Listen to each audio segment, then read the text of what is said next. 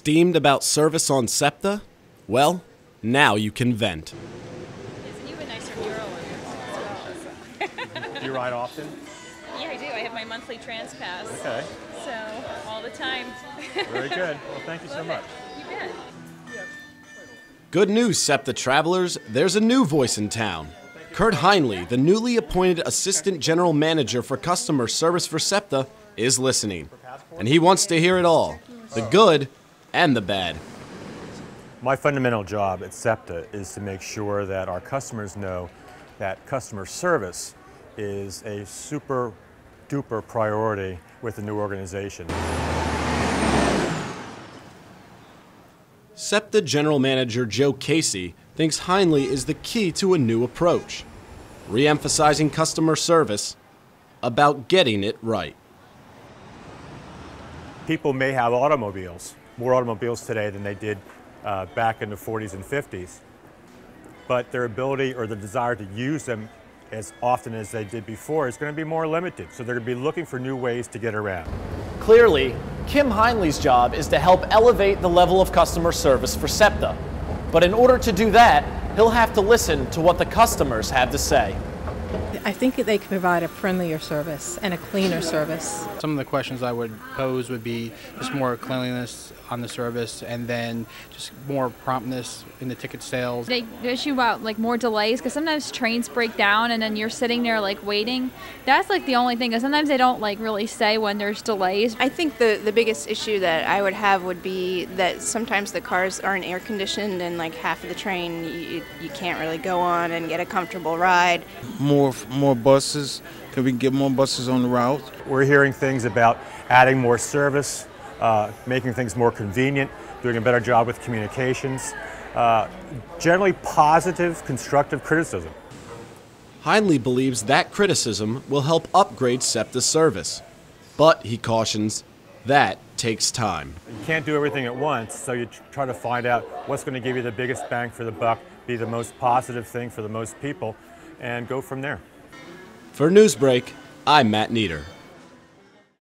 Thanks, Dave. I'm here with four-time Pro Bowler and former Eagles wide receiver Harold Carmichael, now the Director of Player Programs for the Eagles.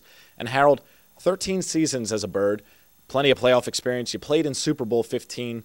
What's it like for the players in the locker room right now? Well, right now, you got the players, they have to worry about playing the Cardinals right now. They got to forget about the Giants right about now, because Sunday night, Monday night, and Tuesday, they really have a good time with that Giant win. Wednesday, Thursday, Friday, Saturday, you got to get ready for the Arizona Cardinals right now, because a lot of people all during the week now, they're going to ask me what it's like in the locker room right now. And these guys are really cool right now, but wait till Sunday, right before the game, they're going to go wild. Well, 48-20, the Eagles already defeated the Arizona Cardinals earlier this season on Thanksgiving night in Philadelphia.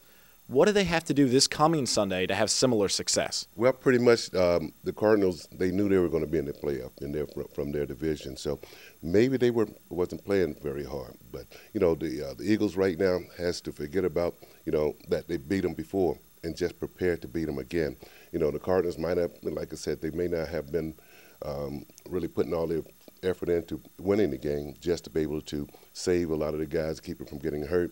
But the Eagles right now just got to prepare. They got to play hard. They got to play smart. They got to stay focused. At 6'8", you're one of the tallest wide receivers ever to play in the National Football League. How many people throughout the course of your career have come up to you and said, Harold, why not basketball? Well, most people, when I first came to Philadelphia, they was asking me that question. I said, because I couldn't dribble. The thing about that, you need to be able to dribble the ball at least about 3 or 4 times before you get closer to the basket. But I could not. After one, I was done. After one dribble. So, if I had those same the rules that they have today, where they can palm the ball and walk 5 or 6 steps before they shoot it, I could play. I've probably been playing over the Sixers by now, but now football was my favorite. I played baseball. Had a tryout with the Pittsburgh Pirates in my senior year in high school. Track, I wasn't never slow, but I threw the javelin in that.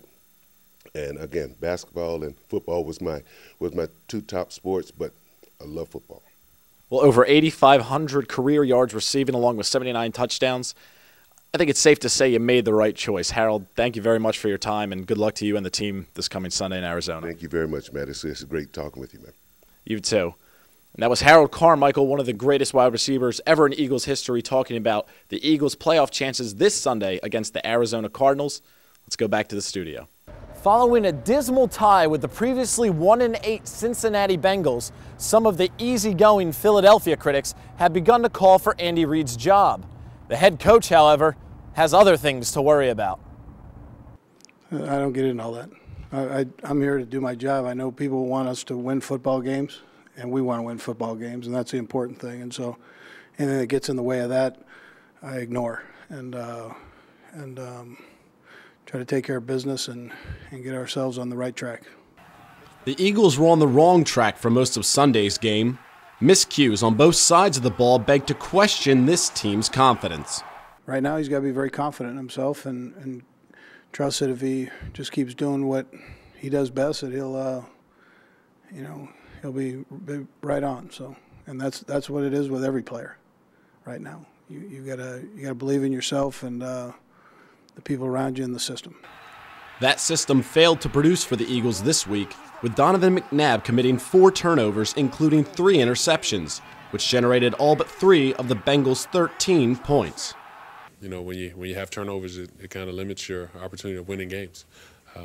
But I didn't think it was something that you need to focus on.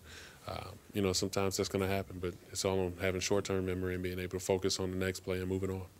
Short-term memory includes trying to forget the fact that many of the Eagles players, McNabb included, were unaware that a tie was even possible. Never even knew that was in the rule book. But again, it's part of the rules and we have to go with it. So, I was looking forward to the next opportunity, getting out there and trying to drive to win the game. But unfortunately, with the rules, we settled with a tie. Andy Reid said his quarterback's lack of knowledge about a fairly well-known rule was not the reason his team performed so poorly, and he believes it had no effect on the outcome of the game. Say that particular rule, I think, is irrelevant. Is it a concern at all that this issue has... No, it's a dead issue right now. It's a dead issue. In my eyes, it's a dead issue. We're moving on, man. Although McNabb is receiving criticism for his lack of knowledge on the overtime rule, the truth is a number of Eagles players were also just as unaware as their quarterback. Are we an idiot because we don't know what that call specifically is? There's so many different variations, and some of the rules were made up in 1960-something because something happened in 1960-something. So you may not know because it never comes up. So I'm an idiot. Thank you. For Sports Break, I'm Matt Neder.